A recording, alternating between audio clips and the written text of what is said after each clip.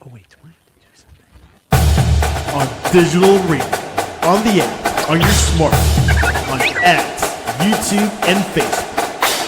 The Sportscast. Football in January. The Donut Bag presented by the Sportscast.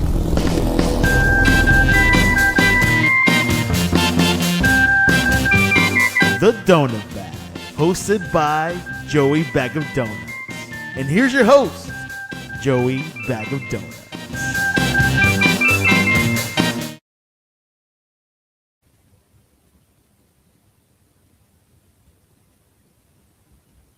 Hi, welcome to the Donut Bag Podcast, part of the Sportscast Network. If you would like to join in on the conversation, just you know what, just reply. I think wherever you are, just reply. If you're on YouTube, hi. If you're in Twitter, I think Twitter works.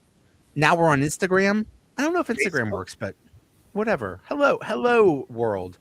I can't believe I remembered. I can't believe I remember the intro at the beginning. Dang.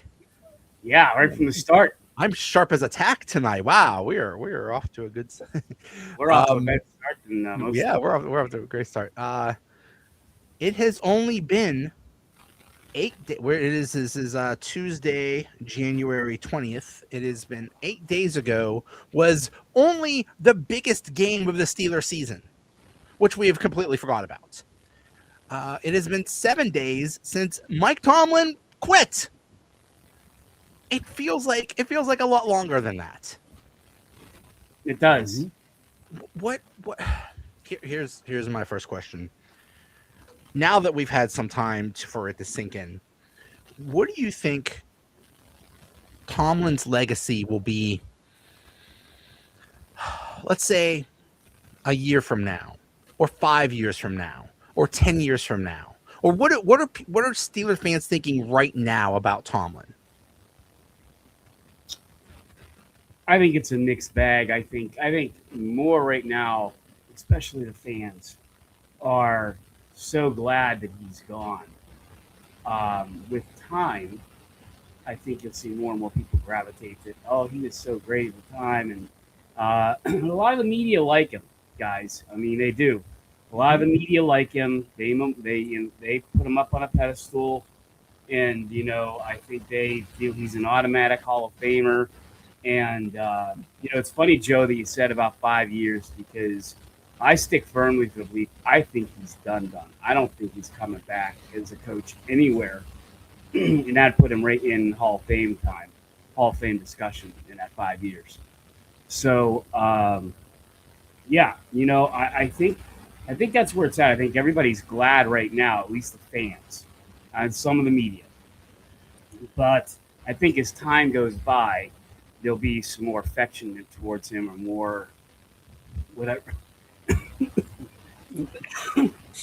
Excuse me, however you want to form it. Dave, what do you think about, like, right now, what people are thinking? Right now, I think it is completely up in the air. Thinking back to the last two coaching changes, Cowher was just 1 year removed from the Super Bowl. So there wasn't that long stretch of futility. And Chuck Noll, it was a very long stretch, not necessarily playoff wins, but, you had a couple of years from basically 1980 until 92, where, okay, we got lucky. We got to the AFC Championship game and got destroyed by the Dolphins. Or we got lucky against Houston and got beat up by Elway in 90 or 89-90. But other than that, you never got a feeling of, oh, this team has a chance to win the Super Bowl. This team may have a chance to be good, but there was never that, oh, yeah, we're ready. We have the momentum. So at that point, people were like, you know what? We appreciate Chuck Noll. He was the first winning coach in Steeler history, but it was time to retire. And I think part of that was Noll's age also, but he wasn't really old.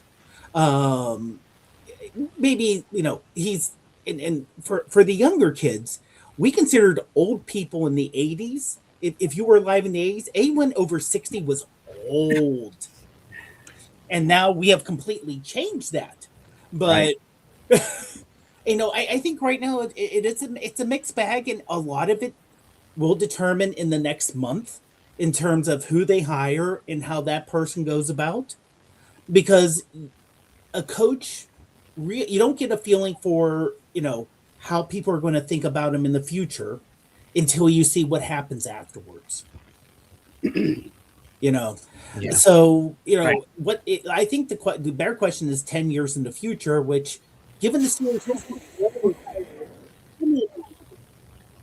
he's going to be here. Unless so, Audio. success. Okay, there you are. You're back. Yeah, no, yeah, the 80s were generally bad except for that one year, which was the flukiest fluke of all flukes. But everybody agreed, okay, no, it's time for you to go. It's time to get on with your life's work. Then Cowher comes in and wins immediately because he was a fresh new face and it was awesome. But then now there's some revisionist history going on because people act like Saint Cowher, like nobody ever hated him. People wanted him fired too. There was, I believe, 3 seasons where they were below 500 or something like that, and people wanted him gone because we were mad that he would only make it to the AFC Championship game and lose. He would, oh, what a loser. He only wins 2 games in this year's playoffs, and then he loses. But he did have some, amazing teams, and it seemed like his goal was, I'm going to stick around till I win that Super Bowl. I cannot rest until I win that Super Bowl, because there was 94 where they lost to the Chargers, and that still hurts me. There was 95 where they lost in the Super Bowl to the Cowboys, and then the late 90s were a little bit rough, and the early 2000s were a little bit rough, and then they got Ben Roethlisberger. It's like, okay, he finally got his Super Bowl. Then I think he was like, okay, I'm done, and then he decided to quit. But with Tomlin, he had the Super Bowl the year after the Super Bowl, which was disappointing. I don't think they made the playoffs that year. I think they went 8-8 or something like that. It was a really bad year. Yeah. And then he retired. So I think he's kind of answered your own question a little bit, Joe, because it takes a while to look back and get your final analysis or thoughts on a coach. So you talked about those early 2000s. Well, we had a bad year. What did we do? We draft Troy Polamalu first round. Then we have another bad year. We finished 6-10. Then they used that to draft Ben Roethlisberger. So at the time, as a Steeler fan, you're sitting there going, "Oh, come on, 6-10 or 7-9. What the hell?" And then all of a sudden, boom! Well, now we have this guy named Troy Polamalu. He turned out to be pretty good. Then we got this guy named Ben Roethlisberger, which turned out to be pretty good. And I think that's where you look at Mike Tomlin's legacy. It's a little bit more murky. Because, okay, all he did was win. He had all those winning seasons. But, right now, we're drafting 21. And we've been drafting 19 or 20 or 21 for the last, 11 years. And we'll get into that later for some points I have. But, they've never been able to really draft anybody of note. And that's something I think you look back on, it taints it a little bit. I mean, you don't want to say, well, he should have had a losing season. But had he had a mixed bag a little bit, who knows where we could have been. Right. I think right now the way people view Tomlin is, I think everyone agrees, hey, it was time for you to go, man. This was not working. It is time for you to go. And then that's where we drift off.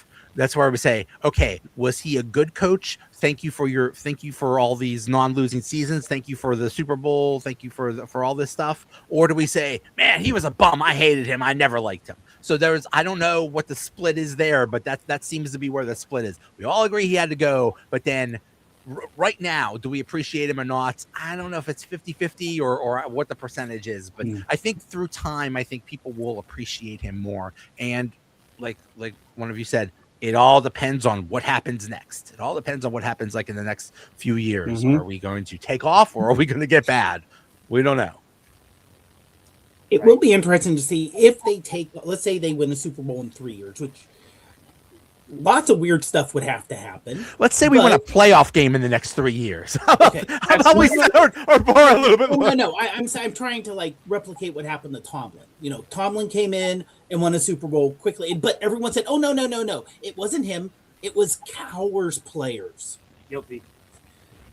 But Cowher had those players after the Super Bowl and didn't win. So in my mind, it's a combination of both. Now, if a new coach comes in and wins, is it going to be, well, he only won because it was Tomlin's players, or, oh, this bum got what he could where Tomlin couldn't get it out? Seriously, Darren made this joke last week. Is like, if the new coach wins a playoff game, which just wins a playoff game in the next 10 years, he's already done better than Cowher. So, we'll build a statue of him. It's basically just like the Pirates. Everyone's right. Like, 500 in a year celebration, have a parade. If they go a game over if the Pirates go a game over 500 this year, people will lose their minds. And you're right, there will be parades. Yeah. It will be, and they'll probably make the playoffs with the way that the baseball playoffs are. So yeah, it would be amazing.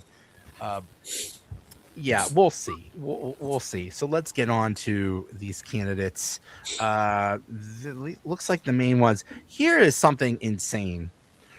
It's like there's this thing called Kalshi, Kalshi, and it's a prediction market. And it actually is like, I don't understand what these things are, but it's like you can predict things. And right now, there's actually, you can bet on, or you can predict who's going to be the coach. Right now, Chris Shula is in at 52%. He's the front runner. Mike McCarthy is at 23%, and Brian Flores is at 21%. Let's talk about Mike McCarthy. Holy cow. So all of these coaches generally are in their 30s and 40s. They're young guys. And then you have old man McCarthy, who's like 62, I think. And I'm hearing different things. I'm like, oh, it's a courtesy interview just because he's a local guy, or they're trying to pick his brain or whatever. Oh, I'm also hearing, oh my God, he's going to be the next coach. So I don't know what the heck is going on, but what are your thoughts if they did hire McCarthy? Because if it sounds like they get McCarthy, then Aaron Rodgers is coming back. It's the total opposite way they need to go. It's the total opposite way they need to go. Mike McCarthy does not need to come here. It's such a Yinzer move. It wouldn't be funny. I don't care about retaining Aaron Rodgers. He did what he needed to do for a year. It was exciting to have him. If he stays, okay. I'd rather see him move in a different direction with a new QB, new offense. It's time to reorganize, this organization, and bring in Mike McCarthy or even Brian Flores for that matter. I think he said, Joe, he was at 22 or 21%. I think both of them are a huge backstep in the wrong direction. I mean, the reason, I've heard the same thing, Joe, about Mike McCarthy, but I can see them interviewing him as a just in case. So let's say they really want to chew interview, and either the interview goes horrible or the interview goes great, but they just can't come to terms. And then you're stuck without, oh, we wanted this one guy. We couldn't get this one guy. Now what? Because apparently McCarthy pulled his name from the Tennessee. I think he could be just a failsafe. Here's my what if. Let's say they really want Shula or Steele Haas or whatever, all these Rams dudes. What if the Rams make the Super Bowl? Rams make the Super Bowl. It's still the same. It's still the same, though. I read that whether you make it or not, if they lose, they can interview immediately. If they don't make it, you can interview during the off week. Okay, because there is an off week, so they can interview them, and then in theory name him the coach if they want. Okay, so the Super Bowl doesn't matter. Okay, well then, go Rams. But I think that's we're assuming that one of these young guys is gonna knock them off their feet like Tomlin did 20 years ago. maybe they won't. Maybe they look at all these young guys and say, "Ooh, I don't like any of these guys. Let's go with let's go with McCarthy for a couple years, and then if they think that they could win, it's like, oh, let's keep the band together. Let's keep this together so that we could try, one more time with this group." I think that would be the stupidest thing ever. Yeah. Please, if you think this group is going to go to do anything, come on.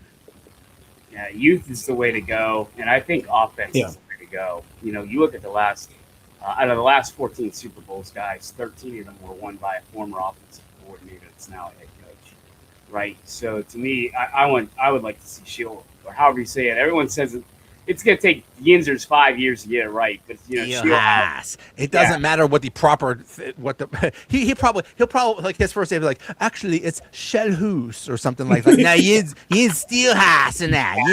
I got the t-shirt down at Strip District that says Steelhaas. That's your name, bro. I would take him. I think Clint Kubiak would be a close second for me, but those two are my preferred guys right now. I think they need to get an offensive-minded coordinator. It's time for offensive coordinator, not defensive coordinator. I guess if Chris Shula is a favorite, he would be another guy. Minter's another guy from San Diego that I like, although he's a defensive coordinator. But all four of those guys that are on my top priority are all young. And I think that's the difference. Honestly, I don't mind if they go defense, but as long as the coach is willing to not tie down the offense. I don't want to have it like Tomlin. Okay, you're great. You're a defensive guy. Get an offensive coordinator. Chuck Noll was a defensive guy. In the mid-'70s, he switched to having an offensive team. And he had an offensive coordinator. He basically said, "You're in charge of the offense." And he didn't tinker with it or say, if you have a defensive guy who's like, again, you want to have a leader of men. It's true. You don't want to have to worry about losing a room if something bad happens in the middle of the year. And we see times when coaches, there's a bad stretch and it's like, oh, yeah, the players are not even trying hard anymore. They've lost the room. You don't want to have to worry about that. And so if you can get someone who's leads and then lets the coordinators do the coordinating with some like overall direction, that would be best, and not have someone who has to be, it's like, I'm the head coach, so I'm really in charge, even though I have coordinators. I'm going to work through them. Well, you hire good coaches for a reason. That was Tomlin's big problem. He did not hire good coaches. But in the latter parts of Tomlin's tenure, he basically said, and basically after Roethlisberger retired, and even after even through Roethlisberger's last year, he basically said, offense, we're going to be extremely conservative. Don't you dare do a thing. Don't you dare make a mistake. The defense is going to win this, and we're going to win every game 13-12. Notice I didn't say 13-9. But thank you.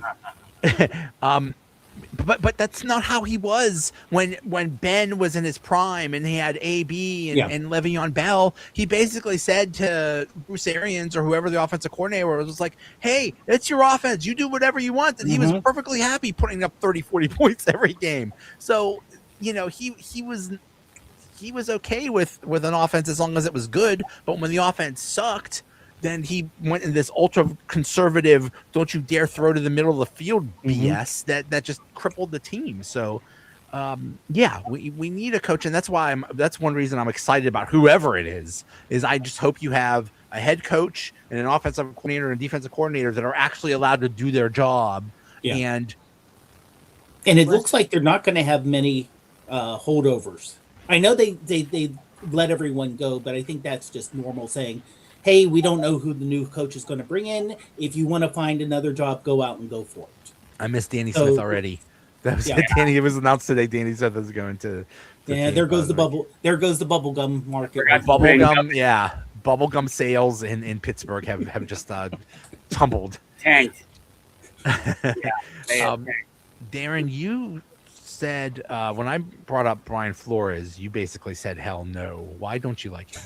I just don't think he's head coaching material. I mean, if you go back and look, he had a lot of bad karma in Miami. It did not go well. Even down there in the Miami media detested him. He did not get along well with staff. He did not get along well with other coaches. It did not go well while he was the head coach in Miami. He is a coordinator. You know, we talked about that last week, Joe, where we talked about guys like Bud Carson and Dick LeBeau, you know, who go in and they take these head coaching jobs. And you know what? You're a great defensive coordinator, but man, you're just not a good head coach. You know, and I think Brian Flores has got to realize that. So to me, Brian Flores is a mess in Miami. We brought him up here. It worked out up here when he was defensive coordinator. At least I thought it did. And it's worked out in Minnesota. But I think that's what he is. He's a defensive coordinator. That's where he belongs. I don't want him anywhere near here because, again, this is a huge time right now in the Steelers' timeline. This is a chance for them to reorganize this organization and get it headed back on track. A lot like what you're seeing the New England Patriots do. You can hate the Patriots from years ago, the Tuck rule, the cheating. Everybody hates the Patriots. But what the Patriots are doing now is they're doing it right. They hired the right coach. In fact, they hired the coach I wanted, Mike McCarthy. They drafted well. They brought in the right players from free agency. And whether you like them still or whether you hate them, I don't think this Patriots team is as hateable as the last ones we knew with Tom Brady and Bill Belichick. The Patriots you're seeing play next weekend is what I'd like to see the Steelers 2 to 3 years from now, where we're playing in an AFC Championship game based off of good drafting, good free agency, and a good outlook from coaching. And you're just not going to get that with Brian Flores. Yeah, I don't hate. I mean, I do hate the Patriots, and I always will, but it's not the same as the Belichick-Brady cheating. I mean, they cheated the Steelers out of several Super Bowls. Okay, they could burn in hell. But I'm just mad that they got good again. And remember, they lost their Hall of Fame quarterback, and they got a guy, and he was basically the Kenny Pickett of New England, Mac Jones. And you know what? They sucked, and they tried again, and now they got their guy. Yeah. However, I want to know who in New England has the voodoo doll. Yeah, really. Oh, what to take out because of Bo Nix. Yeah, Bo Nix, and it apparently wasn't the next to last kneel down, but he broke it during the game. Okay. But still, I mean, how lucky do you get? I know that you're in the AFC Championship game against a backup. The only thing that Denver has going for it is they have a great defense, and it's in Denver. Well, they had the easiest schedule this year, I believe, or the easiest schedule of like any team in several years or some crap like that. Then they face what's his face? CJ Stroud and the Texans. But before that, they faced the Chargers with Justin Herbert with no offensive line. Then they faced CJ Stroud, who I don't know what on earth happened to that dude, but he fell off a cliff. He didn't play good against the thing is he didn't play good against the Steelers either. He did not. He tried. He tried to hand the game to the Steelers. Yeah, and the Steelers said no, thank you. The Steelers gave up 2 touchdowns to the Houston's defense. If that doesn't happen, the game's still tight. It isn't a blowout.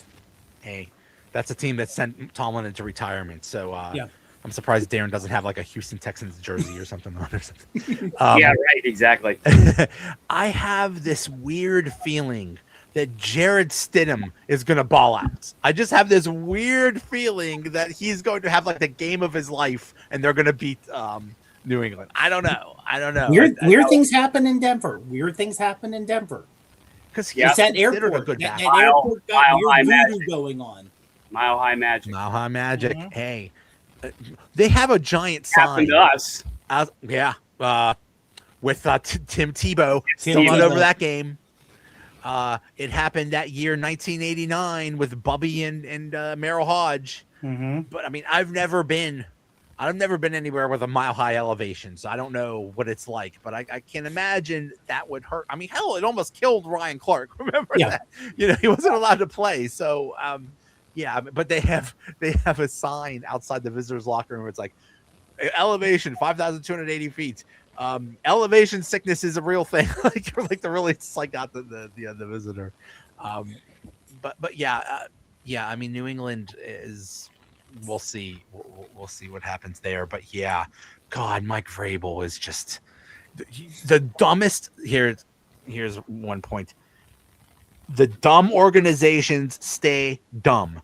The Titans are dumb. The Browns, the Jets, they're dumb. They're dumb. They make dumb moves, and they always will have dumb moves. Mike Vrabel was winning games and going to the playoffs almost every single year for Tennessee, and they fired him because he was mean. He didn't get along with everybody. What did he do? Microwave fish in the put fish in the microwave or something like that? Like what a bunch of idiots you have. And here's a funny thing. The Titans just hired Robert Saleh, who's actually maybe a good hire, but they're like, you know what he's like? He's like Mike Vrabel. You had Mike Vrabel, you bunch of idiots. Yeah. Oh my goodness. That's why the Titans are one of the worst organizations in pro football. It's a joke. They're a joke. Now, let me ask you something real quick, because you mentioned the Titans. Are you shocked that Harbaugh and Stefanski got jobs that quick? No. I wonder if Harbaugh is regretting the move, because instead of the Giants, you could have had the Bills job. Because that's the job you want right now is either the Bills job or the Ravens job. Although I have my doubts about Lamar Jackson. I think something's going on with him, and I don't think he's going to have a good rest of his career. I just have a feeling he's going to get hurt a lot or something, or he might hold out or something like that. But I think the rest of his career is not going to go so great. So, anybody saying, "Oh, we got Lamar Jackson," it's like, yeah, but you might have old beat up Lamar Jackson. That's old beat up and unhappy is not a good combination. No, I think the Bills, and now it's coming out that apparently Sean McDermott had quite a bit of a blow up with some of Bill's ownership about 4 or 5 weeks ago about the status of the roster. And I think that's something like Mike Tomlin would never do, which, actually good for Sean McDermott. He's probably saying what Mike Tomlin should be saying is, we don't have any receivers. Look at what I have right now for Aaron Rodgers to throw to. It's nothing. It's pathetic. It's a joke. We have, other than the Bills, who may have the worst receiving core in the league, and apparently Sean McDermott, said some things similar to that, or addressing that and addressing the lack of depth on the defensive, side of the ball. So good for him, but probably one of the reasons he's out. And so, I think it's an attractive thing, Joe, with Josh Allen there. He's only 29. I think people make a little bit too much of he's too old. I don't think he's too old at all. But they got some work to do in Buffalo. They got hit it right on the drafts, and it's very mirror image to Pittsburgh, except for one major thing. We don't have a quarterback. Even if Aaron Rodgers were to somehow come back here, which I don't think he is, we have Will Howard, but Joe, you've hit on it so many times, and you're right every time. We got robbed of seeing what he could have been. I really, really wish he wouldn't have injured that finger, because it's been so nice to see what we got, because I think we may have something in him. We just don't know. And so, here they are, Steelers sitting where they were when they needed a quarterback last time. They drafted Kenny Pickett.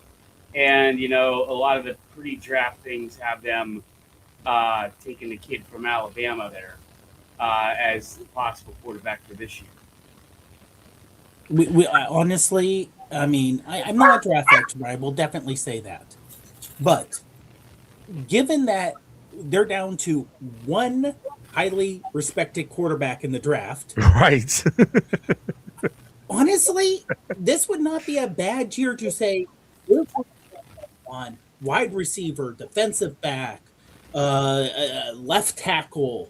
Even though the fill-in is great, he did good for a fourth stringer. Do you really want to rely on that?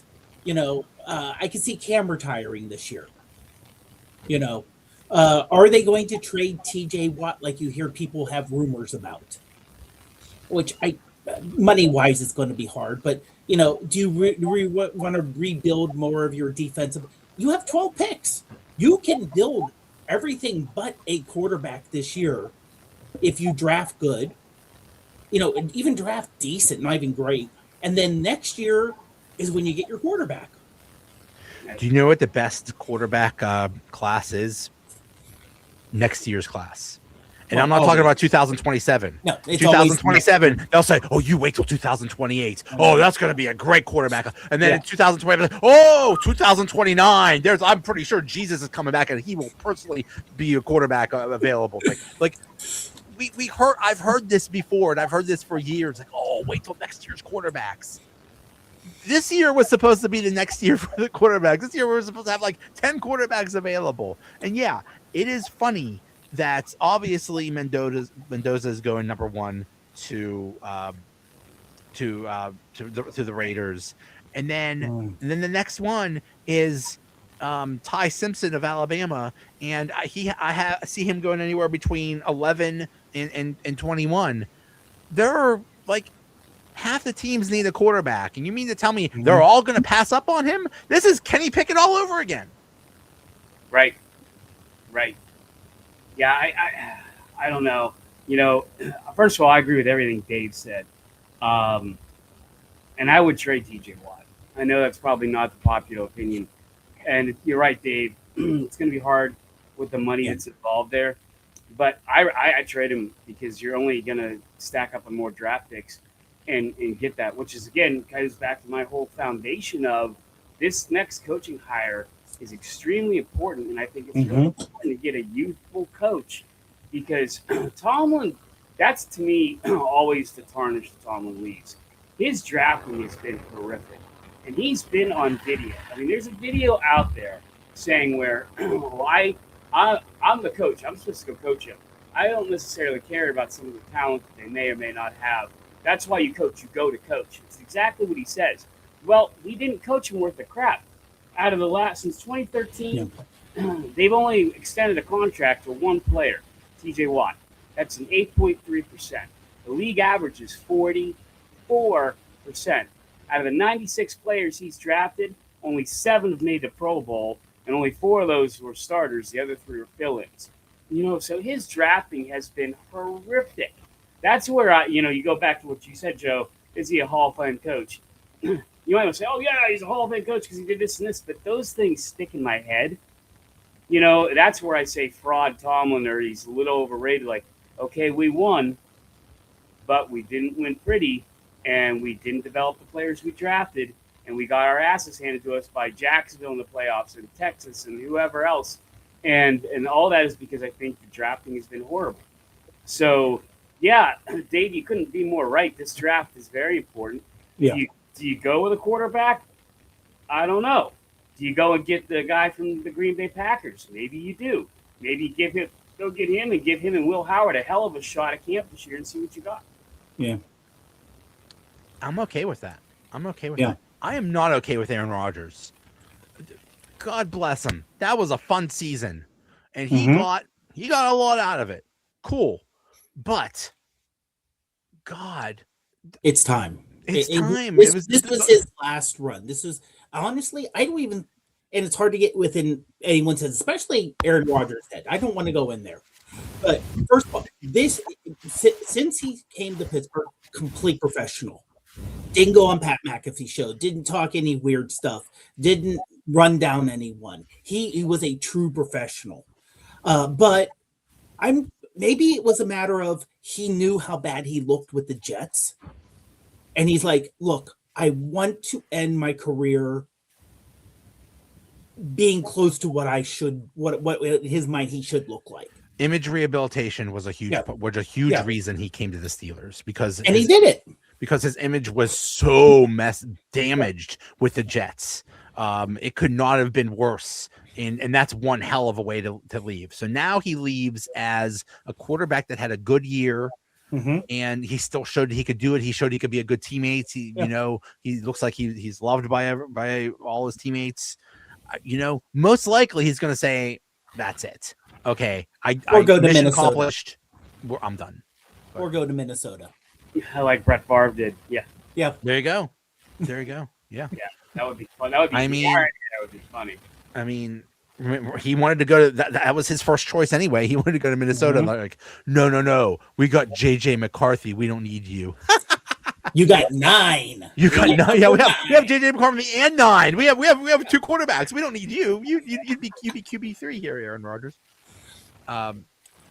Yeah, we'll see. This draft and this coaching selection will be huge, and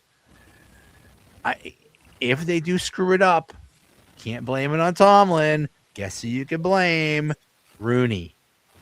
Yeah. Because he doesn't exactly have the greatest track record the past 10, 15, 20 years either. So No, their quarterback evaluation has been horrific since Ben's gone. It's just been horrific. So that's the thing. And I'm just curious to see if when we're gonna start seeing some of these draft picks maybe get traded for the draft. Let's see what we're gonna be sitting at. Are we gonna be picking 21? Or are we gonna move up? I don't know. It's gonna be really interesting, and it's just even if Aaron Rodgers does come back, even if he came out tomorrow and said, well, you know what, I'm going to come back for everything Dave said, and everything Dave said I agree 100% on. He can retire now, and I have a lot more respect for him than I did if he would have retired as a Jet.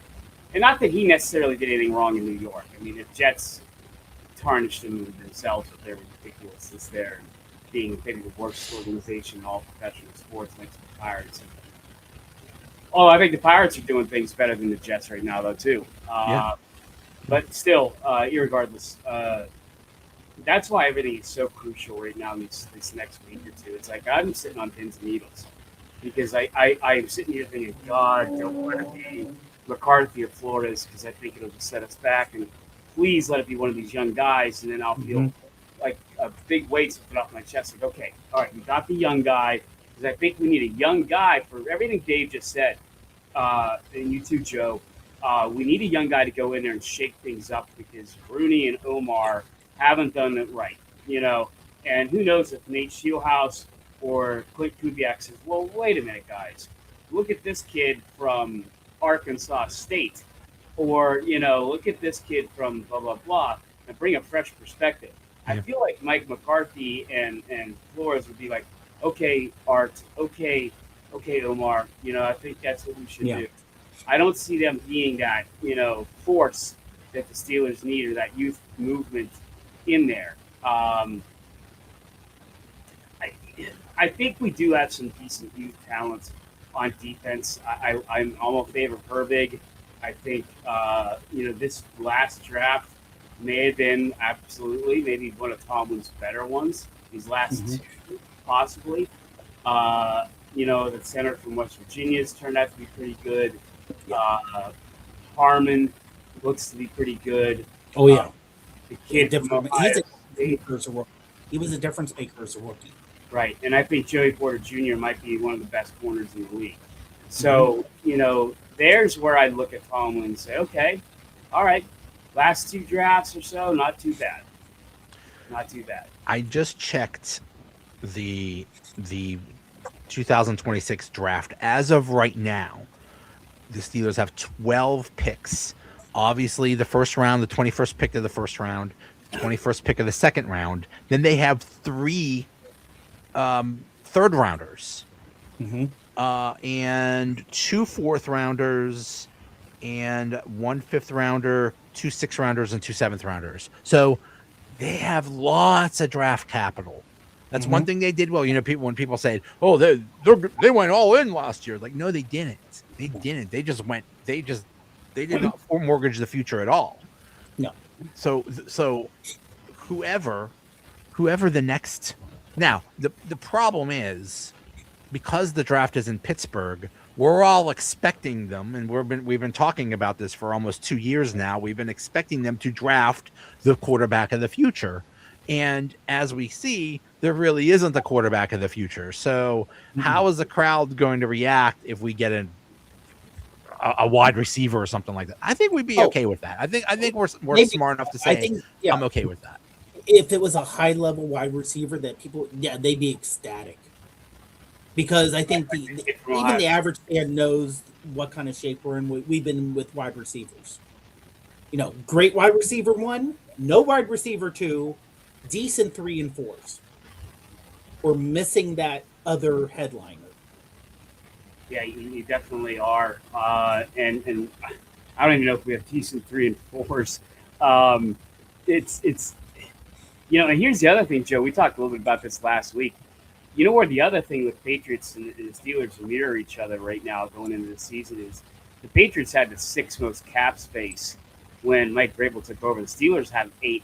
Steelers have $65 million to burn.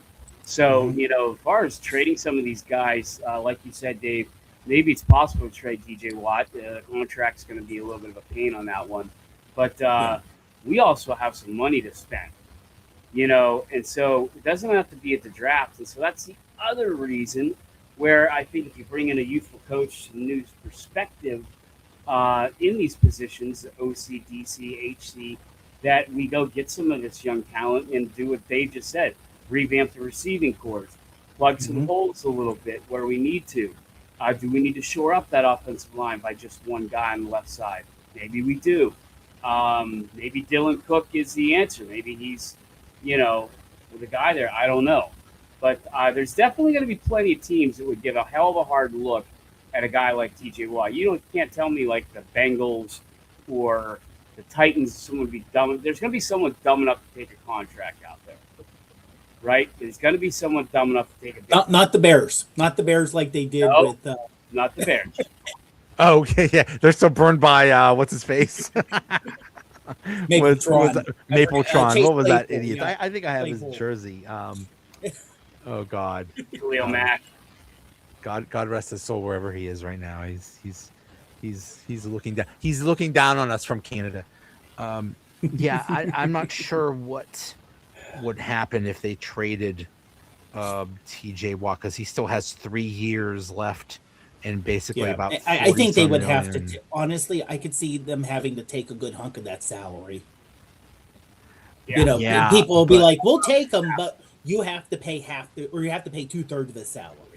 So it still saves you, but it's a matter of the cap hits. That's the problem, and.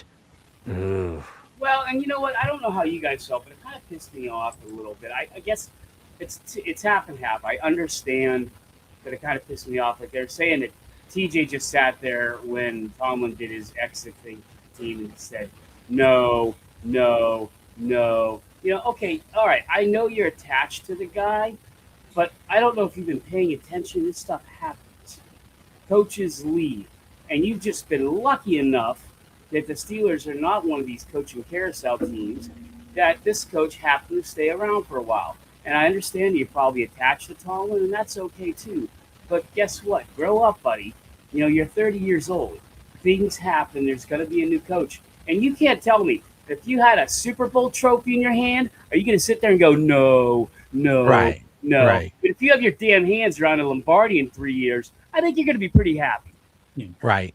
I think there was a shock. I mean, honestly, it sounded like it was a shock. I mean, no one was expecting Tomlin to resign. And so I think it was partially, here's a coach that we are all in on. And it seemed like the players were all in on Tomlin. The fans, not so much, but the players were all in. Also, it was just that doesn't happen here. What do you mean you resigned? And it was just, honestly, I could see a lot of players, like you say, he's 30, but 30's still young. But to say, all of a sudden this gets thrown in your face. I mean, I've had a situation recently where the CEO of our company was let go. And I didn't have, close interaction with him. But it's still a matter of the head person at your company. All of a sudden you have an all staff. And you're like, by the way, we decide to let go of the CEO and go in a new direction. All of a sudden you're like, oh my God. Well, yeah, I had, honestly, I'm not high enough up to have the talking points that someone's going to leave or not. But everyone I talked to, it was a complete shock. And we were just, for that day or two, we were just like, okay, we're going to do our chaos. job. I'm sure, yeah. Yeah, we're going to do our jobs, but why, any explanation? And there was, of course, none for privacy reasons, but it's just that shock. And for a lot of these guys, for like TJ Watt, Tomlin was their only coach. it isn't a matter of like someone coming in, but Aaron Rodgers apparently was also very upset, thinking, I let you down, Mike. Right. And I don't think it was him who let him down, but it was, I came here so we could win together, and this is something I've wanted, and we didn't do it. Now you're leaving. So, and I just pulled up the over the cap for the Steelers. TJ's current cap number is 42. His dead money is 94 if they cut him, which we know they're not going to cut him. No. But how does that factor the trade? For trade, his cap number would be 30 million. That's not bad. So they lose 12. They save 12 million. Okay. DK Metcalf's at 31 million. I don't see them getting rid of him, obviously. Alex Highsmith at 20. Then you have Jalen Ramsey at 19. I think they're going Cam Hayward at 19 and Patrick Queen at 17. I think, like Joe's saying, who's being traded got retired. I think Ramsey's probably near the top of that list. Yeah. I agree. And I could see Cam retiring, and I could see them getting rid of Patrick Queen. Okay, Ramsey has a pretty scary looking contract too.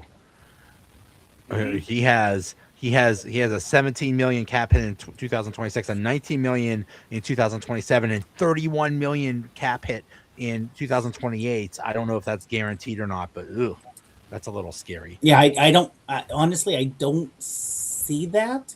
But yeah, Ramsey does not have any dead money. Maybe it's not guaranteed. I don't know. Yeah, he doesn't have any dead money this year. So if they cut him either pre or post June 1st, they save $19 million. Patrick Queen, this is his last year. Yeah. Interesting. John Smith, I will drive that son of a gun out to the airport. Yeah. And get out of here. His cap hit goes from 10.8 to 3.8. That'll be one of the big mysteries of this season is what the hell happened with Pat Freiermuth and why did they just ignore him for most of the season? That was unconscionable. That was just unforgivable. If you have a guy that has a reason to be honked off, it's him. And I hope that, and again, I hope that bringing in some new youth coaching, keeps him here and keeps him engaged because we owe him an apology and he needs to play a lot more next year and be comeback player of the year material because he should have been on that field a hell of a lot more than Johnny Smith ever was. Yeah. And I think that's Arthur Smith. Oh, yeah. And that's not Tomlin. That wasn't any of the players. That was Arthur Smith just loving this guy because he had disaster for him before. And I think Arthur Smith's definitely gone. Oh, please. I hope so. I think nobody in the right mind. Maybe Mike McCarthy would think about keeping that jabroni. But yeah, Arthur Smith, that was, he did some good things, but also it was I don't want to say a disaster, but the whole thing with his love affair with Jonnu Smith, and last year his love affair with Cordarrelle Patterson. He finds a guy and he just like falls in love with him. It's like I'm gonna give you the ball no matter what all the time. Yeah. Like what are you doing, dude? He is known for now. He's been in. I don't think he did this in Tennessee, but he did this he was a head coach in Atlanta, and that was a disaster. He had like some of the best players, and he pulled that same crap too. He was, I think his name is Tyler Algier or something like that. You had Bijan Robinson, who's like maybe the number one running back in the league. He's like, no, we're not giving him the ball. We're gonna give it to Tyler Algier. He just finds this other dude and just because it's all galaxy brain stuff. It's like, I know you want me to use Freiermuth or Bijan Robinson. I know and you know that I know, so I'm not going to do it. Galaxy brain. So yeah, Arthur Smith he could also go to hell. Everybody's going to hell today. It's like in Austin Powers when he only had 6 at the blackjack table. Says, I also like to play dangerous. You only have 6, sir. I'll stay. Yeah, but I think it was Joe, as you said earlier, about Stefanski being in Atlanta. You look at the amount of players he's inheriting there. I tell you what, Stefanski's got a hell of a roster that he's inheriting there, and he could definitely be, coach of the year again, real quick with the guys that he's going to have on that roster. He's got, like you said, he's got Bijan Robinson, he's got Michael Penix Jr., Drake Landon, Kyle Pitts, AJ Terrell, Jesse Bates, Chris Lindstrom, Jayon Walker, and James Pierce. I mean, he's got a hell of a roster that he's going to get. Maybe we didn't give enough talk about that, but that Falcons job is pretty attractive too. He needs some tweaks on defense, but that Falcons team was a lot better than what it should have been this year. Stefanski was considered one of the best coaching candidates of this whole cycle, and he might be the luckiest man in America because now he doesn't have to work in Cleveland anymore and deal with that circus. Right? Exactly. He was a good coach on a horrible team with a horrible franchise. Now he's going to be a good coach on possibly a good team. So I think he's going to do very well. I'm glad he's in the NFC because he's very good. Yeah. We have breaking news. Oh, The Los Angeles Chargers have signed as their offensive coordinator Mike McDaniel. Oh gosh. That's a guy that I just don't get. I mean, what a fruitcake that guy is. If there is any person that says, that is the example of good coordinator, horrible head coach, that's Mike McDaniel. He was the least authoritative, say what you will about Tomlin, but he was a leader of men and he was beloved, and he always presented a professional, even though he said stupid, he rambled and said, gibberish, but still he presented a good professional appearance. McDaniel looked like he was about to go clam digging or something like that. And he looked like he was constantly high and he couldn't talk. And it was like, this is the least professional coach I've ever seen. Yeah, it was weird. You never knew what you were going to get. It's interesting, though. I mean, you're right, though, Joe. He just might be one of those oddities that makes that offense run really well in Los Angeles. So good for the Chargers, I guess, but he definitely wasn't head coaching material. no. And I mean, like you said, there are people who are great coordinators and they're not head coach material. And half the time, really the only way you know that is if you get hired as a head coach and fail. And hopefully, because very few, once you're on that level, I don't think you have the self-reflection to say, you know what, I'm a good coordinator, but I just don't have the skill. I see head coaches, I don't have those skills to go to be a head coach, but I'm a really good coordinator. I'm not even going to try because I know I missed those skills. They don't have that, Nobody says that. Nobody says that. Somebody says I could be the next head coach. I want to be the next head coach. Yeah. Oh, you're paying me this much? Oh, I'll definitely try to be the next head coach. Oh yeah.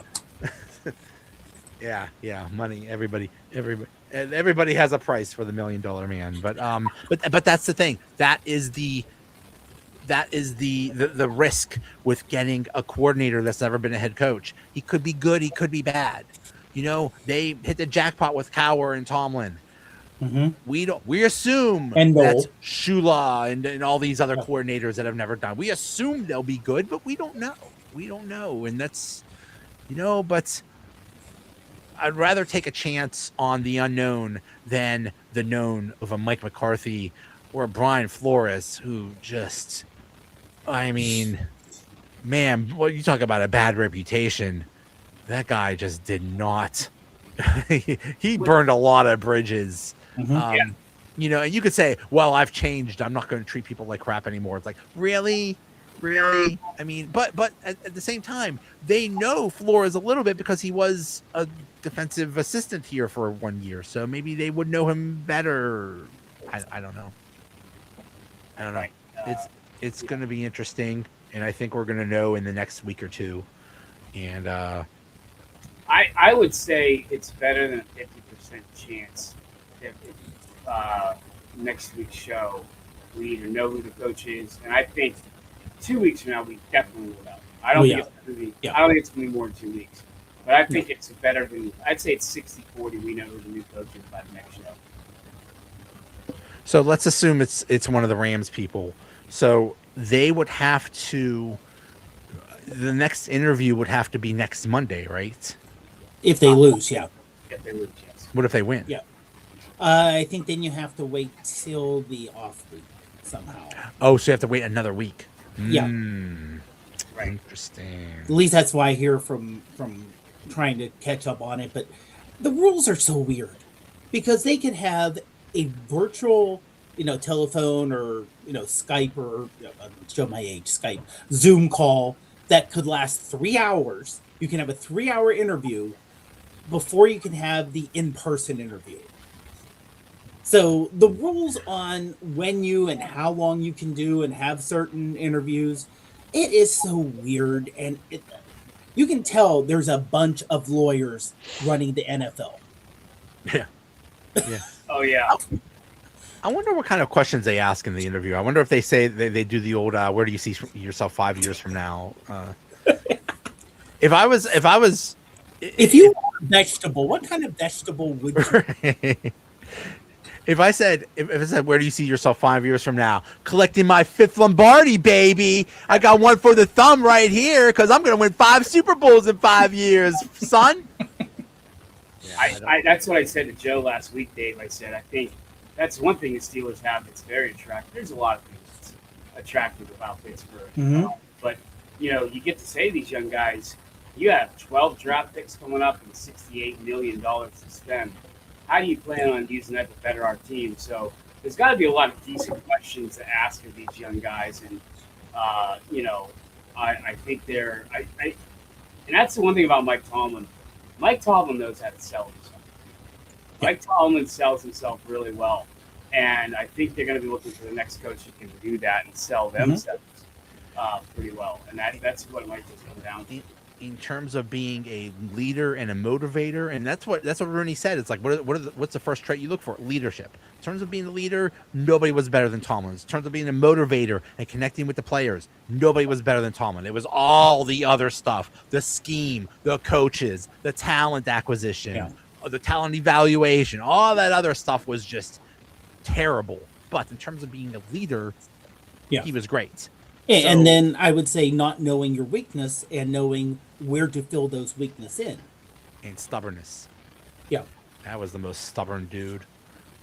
But yeah, I see that's why people say, oh, well, the Bills' job and the Ravens' job are more attractive.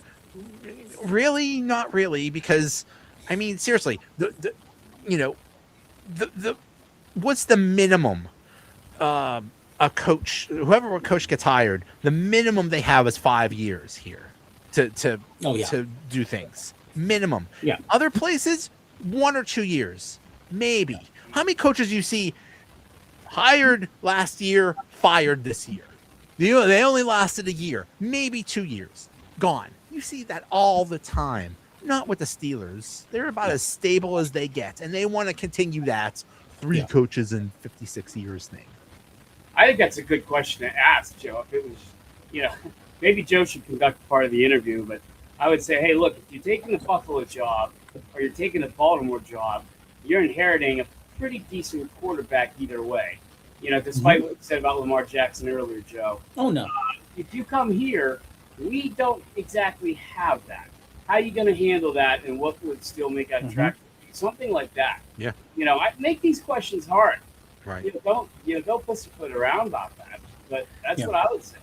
I've heard that Will Howard is going to be great because Aaron Rodgers, he was under Aaron Rodgers' tutelage for a year, as if he did a Vulcan mind meld. It's like my thoughts to your thoughts. I'm going to transfer all of my knowledge. Yeah, live long and prosper. I'm going to transfer all of my knowledge to you, Will Howard. Yeah. I think that whole mentorship is overblown. Brett Favre hated Aaron Rodgers, and Aaron Rodgers turned out fine. So, you either got it or you don't. But I mean, that's the biggest question. That's it's almost right up there. It's like 1A and 1B. Who's your next coach going to be? But who's your next quarterback going to be? What are we going to do? And there are basically 2 options: this Ty Simpson dude and and Malik Willis. And okay, but there's like a dozen teams that need a quarterback. So what are we going to do? What are we going to go in a bidding war for freaking Malik Willis? I don't know. I mean, now we all understand looking back, not offering Justin Fields $20 million was a good thought. Thank goodness he turned that down. But for a starting quarterback, $20 million is not that much money. It's peanuts. No, it's not. And like you said, there's so many teams that need quarterback. Malik Willis, hey, I had a good half of a year. Therefore, you need to pay me $30 million and $15 million guaranteed. And someone will do that. I'd be fine with 30. That's as high as I'd go, and that's a little high, but still, like 3 years, 90 million, something like that, or whatever, something like that. But I'd rather have Malik Willis than some rookie who's not considered all that good, or Aaron freaking Rodgers, or Kirk Cousins, or Justin Fields, or some crap like that. I'd rather have somebody with potential that's young than old or sucks. Or a coach is just willing to try something different than what we've done in the past, because again, our quarterback decision and hiring has been horrible. You know, we Justin Fields, but he's not quite what we thought. We better go get Russell Wilson. Russell Wilson wasn't all that great. So we're going to go get Aaron Rodgers, you know, and I mean, it's just like, holy crap, we've been trying to plug that hole for Ben Roethlisberger for years. And Joe, how many times in the show we talked about how long it took them to figure out how to get somebody after, you know, Ben Bradshaw, you know, Bradshaw, and then the Ben, right? You know, we thought it was Cordell Stewart. Cordell wasn't bad, but, you know. We went through like 15 dudes between Bradshaw and Ben. We're about at the halfway point of that. That's scary. Right. Oh, God. I hope we don't have another like 6 or 7 dudes to go before we get our guy. Oh, my God. Oh, that's going to be a bleak future if that's the case. Like that guy with the Browns jersey who has all those names. Right. You that know, could be us. Yes. You know, I mean, it took the Bengals how long after Boomer? You know, Keely Smith and all those bums. David Klingler. Klingler and, you know, So. And honestly, I feel sorry for Joe Burrow. Oh, yeah. Being that good and being stuck, I want to say stuck, but being on a team that bad without much hope. I love that they just said, you know what? We're going to keep our coach because, the owner, he's basically the Bob Nutting of the NFL, the Bengals owner. Oh, yeah. And he's like, well, I'm not paying someone else. Get out of here. You're staying. I don't care how much you suck. I'm not paying 2 people to do this job. So you're going to stay here. Yeah. Joe Burrow. Money sucking to T. Higgins. So. Right. That was a bad contract that they never should have done. But, you know, it's here, there, now. But, there's just so many questions. I mean, that should be a hard interview. You know, and quarterback's got to be at the top of that. You know, here's what you have, but how are you going to address this? Because we have a problem right now. Yeah. That's kind of hard to ask of a coach that's known for defense, huh? It is. Yeah, that's the thing. But we will see. We will see. As like sands through the hourglass, so are the days of our coaching search. And lives. All right, hey guys, thanks so much. Always a great time. Stay warm, everybody. Hopefully we don't encounter any bad weather, and we'll see you next week. All right, thanks everybody. Thanks, Joe. Have a great one, everyone.